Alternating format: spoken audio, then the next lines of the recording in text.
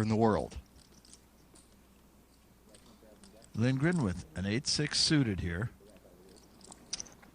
Raised to 2,000. Pocket queens for Chris Ferguson. We haven't seen a lot of action out of Ferguson. This could be his time to shine.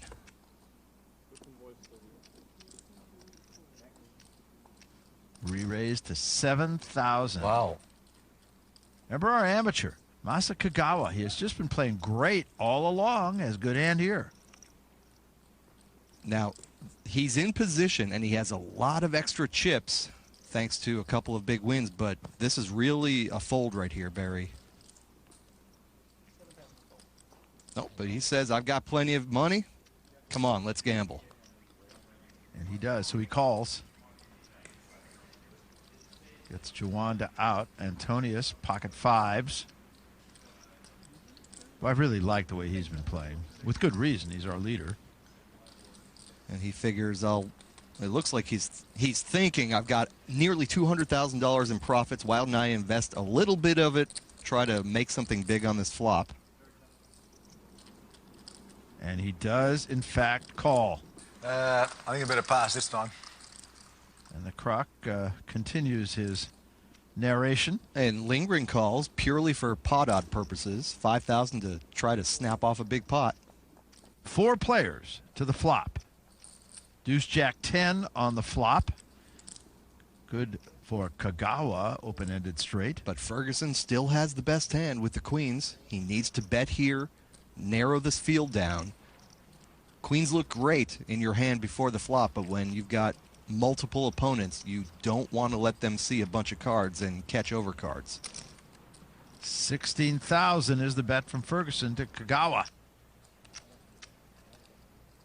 This is a very good semi-bluff opportunity. Kagawa, I could see either calling or raising here. He calls. Antonius and Lindgren both out of the way. To the turn.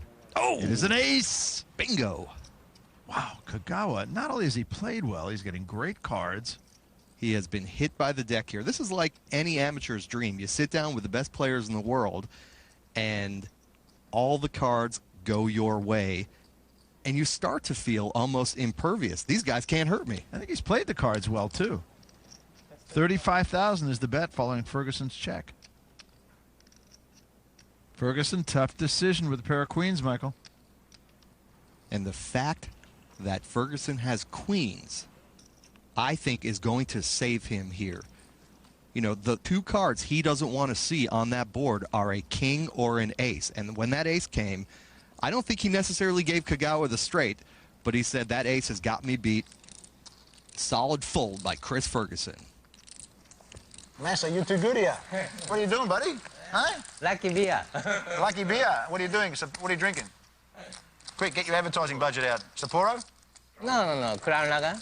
Crown Lager? Ah, good Australian beer, buddy. Well, maybe it's Chris Ferguson who's the one that needs the beer right now. He just finished second best to a darn good amateur. We're coming back. Welcome back to Melbourne, Australia. This is the FullTiltPoker.net Aussie Millions Cash Game Invitational. Some of the best players in the world playing here at the Crown Casino. Barry Tompkins, Michael Koenig alongside telling you all about it. Patrick Antonius is our big winner thus far, playing against an all-star field, Mike. This really has been a tremendous glimpse into the world of high-stakes cash poker. Not a tournament, real money. I'm going to give me any hands with this guy, am I right? And nobody paying much attention right now to the Croc. There's an ace-king for Lindgren into Antonius, 10-8 offsuit. He'll call. 2 players to the flop. 3-8 ace, so a pair for Antonius now. Lindgren check to Antonius. Hoping Antonius will do exactly that. 3,000 the bet from Antonius. And Lindgren's going to raise, as you might expect.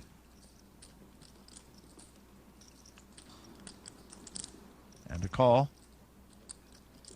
Apparently, Antonius does not believe Lindgren. Oh, look at that! Wow. That's the way it's going for Antonius. Check from Lindgren. I wonder if Lindgren suspects the Finn, Patrick Antonius, has made trip 8s here. Maybe he senses something. We'll find out. Antonius bets it. 14,000 the bet to Lindgren. Now what?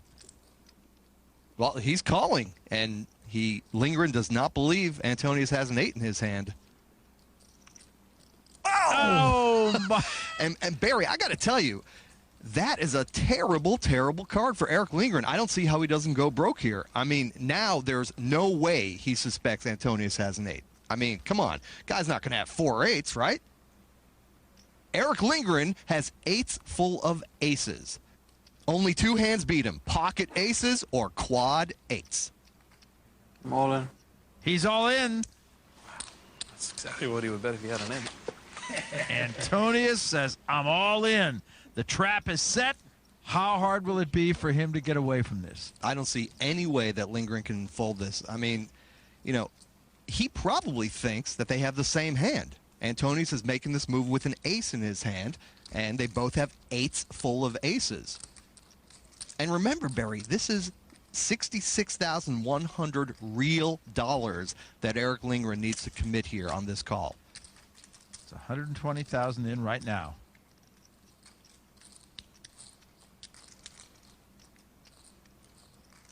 Eric Lindgren, again, is probably thinking, well, let's see, I'm getting 2-1 on this call here, just about. Is Patrick Antonius going to have quad 8s more than 1 out of 3 times in this spot? Oh, he calls. There he goes. Bad news, Eric. Oh, my God. So the rich get richer. Exactly what do you do if he had an 8? Oh, bad call. Good hand, Patrick.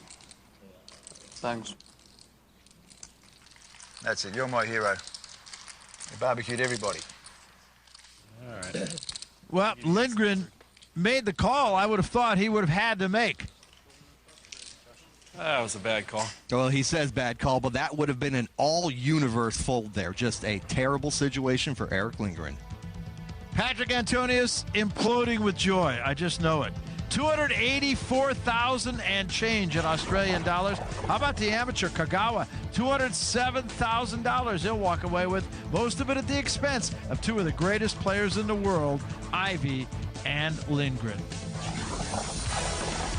Remember, we're coming back to Australia next week as coverage gets underway for the Aussie Millions main event. A record field will pack the Crown Casino along with the biggest names in poker as they battle for their share of the $7.5 million purse. That's next week. Check your local listings for the day and time in your region. That's a wrap for us. For my partner, Michael Koenig, I'm Barry Tompkins. We'll see you next week from Melbourne's beautiful Crown Casino.